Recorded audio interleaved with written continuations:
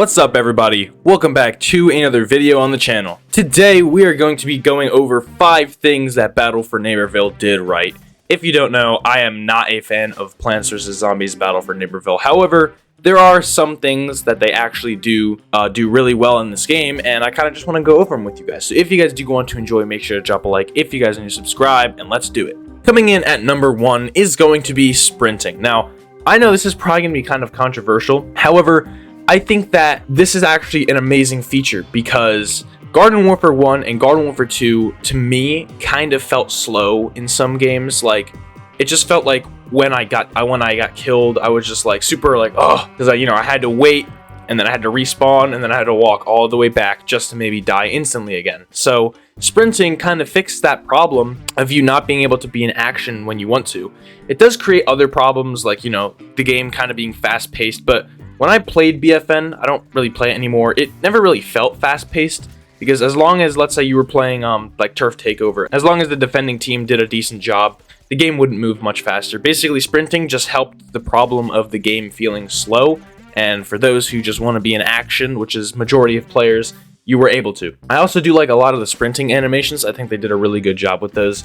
Like, obviously, the Citron Ball and the Jackhammer were kind of givens, but I like, the 80s action hero sprinting, Super Brain sprinting, Pea Shooter sprinting. I like all those. So they also did a really good job with the animations. But yeah, so for number 1, sprinting, I actually want to know what you guys think about this because I know a lot of people are mixed about this, but for me, I like sprinting more than I dislike it. Coming up at number 2 is going to be balance changes for certain characters. So there are 2 classes that I want to mainly focus here that got these balance changes.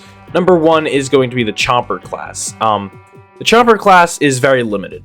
They basically can only be on the ground and they don't really have any range. The only real range they have is Goop and Chomp Cannon, and they're not primaries. The only Chomper that has range is Yeti Chomper, and Yeti Chomper is, poop, to say the least. So fixing this by giving them an aim-in, a spit, I think actually fixes the Chomper a lot better, and the Chomper is not as OP in Battle for Neighborville. It's a lot more balanced. However, it's still a Chomper, so it's still good. But I feel like the Chomper in Garden Warfare 2 is just such a plain class. And in Garden Warfare 1 too. Garden Warfare 2 does it better, with more characters. But it's just such a plain class. There's not much to it. And I just think that Battle for Neighborville, they fixed the Chomper. So another character that I think they also fixed was Super Brains. Obviously, Super Brains had range, but nobody really used the beam. And I think the beam was kind of pointless. They gave him a shield instead of aiming in. You now use a shield, and he has a projectile where you can charge up your fist and shoot it at people, which I think is really cool. So I think giving him the shield was a great idea, considering that Citron has a shield and no other zombie has a shield, other than, I guess, All-Star, but it wasn't really a shield. It was more just like a placeable. So yeah, they gave him a shield too, which obviously being up close was very needed, because in Garden Warfare 2, there were plenty of times when I would go up to people and I would just die so fast because I just don't have a chance, like freaking Agent P. Like, what am I supposed to do against that? Or maybe a Corn, you know what I mean? So having a shield helps you get up there, and it's not too OP in Battle for Neighborville either. It breaks pretty easily, but a shield is a shield, and obviously you still do have projectiles in Battle for Neighborville being your fist. So coming up at number 3 is going to be the classes. Yes, as much as I shit on the game, I actually really like every single class that they added into the game. So for the plant side, they added Acorn, Nightcap, Snapdragon, and that's it for the plants class, right? Yeah, that is. Okay. And for Zombies team, they added Electro Slide, 80s Action Hero, Space Cadet, and the Wizard. And the Wizard is just an extra class on the zombie side. I don't know why plants don't have an extra class. And then they added like 2 AI spawnables for both sides, so yeah. Which I'm not a fan of those, but I think the base classes that they added were actually really good. Acorn is Space Cadet's opposite, being able to turn into like a Torchwood Grumpy Stumpy type thing. And you can have multiple acorns on top to help you, so it's kind of like a multiple people can play as one character type of thing. Snapdragon is like just a much better fire chomper. It's a little weird class because like it literally kind of just is like Fire Chomper with its own abilities, but Snapdragon regardless is still cool. I went from a potted plant to an actual playable character, which I know people wanted. And then Nightcap is a class that literally everybody wanted. Everybody wanted a Spore class since Garden Warfare 1 came out. And I remember Zach Scott Games, his biggest thing he wanted was a Spore class, and everybody was theorizing when Garden Warfare 2 was coming out if there was going to be a Spore class.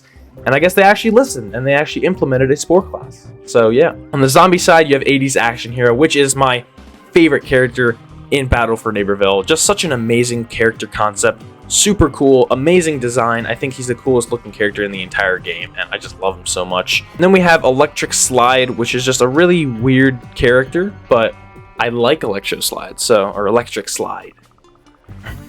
Fuck, what is the other f***ing zombie? And then Space Cadet, as I said, is Acorn's opposite. Space Cadet can basically do the same thing Acorn can, but for the zombie side, turn into a giant space station, and other people can join you to make you stronger. Also, really cool character concept. And then the Wizard is just a support character, where I honestly don't know what he can do fully because I don't really play the game, but I know he can go on top of someone's head. That's all I know he can do. I know he's a support character, so I really do like all the classes. I think they're really unique.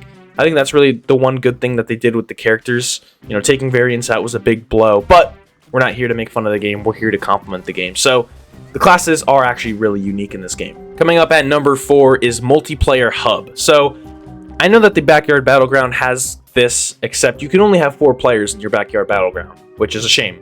Because if you were able to have more players in your Battleground, I feel like it would be much better being able to do so many other things with other people in your Battleground. And I think having a multiplayer hub is just such a cool experience. You know, there's, you know, the zombie hub, the plant hub, and then in the middle where you can fight it out. It's Giddy Park, I believe it's called. So Giddy Park is a really cool feature, though I kind of wish you had your own backyard. I know you can set Giddy Park to private so you can only be in it, but I just feel like it would be better if you could kind of have like your own, you know what I mean? But unfortunately, you cannot have your own, so that's a shame. But regardless, Multiplayer Hub is still really cool. I forget how many players are able to join it in total. I think it's 24, so 12 on each side. It's basically just like an online game, but in the back. So yeah, so if you ever want to test out your skills, just hop into Giddy Park and have fun. And coming up at number 5 is one that many people have wanted for a very long time: character skins.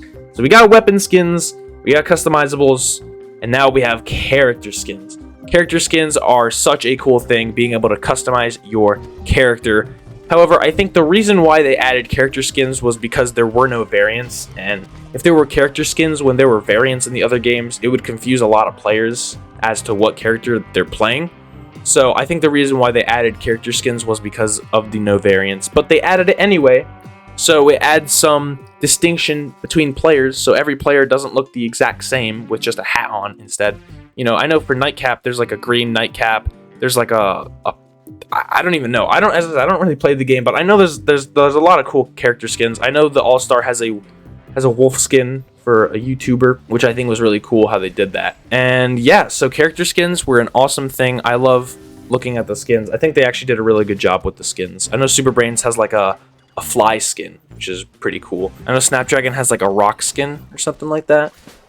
Pea Shooter has a medieval skin, which is really cool. So I really like how they did that, and I think that is one of the best customization features in all of Plants vs. Zombies. So with that, those are my 5 things that I think Battle for Neighborville did right. Thank you guys for watching. If you guys did enjoy, make sure to drop a like. If you guys are new, subscribe. Let me know your opinions in the comments below. I'll see you guys in the next one. Peace.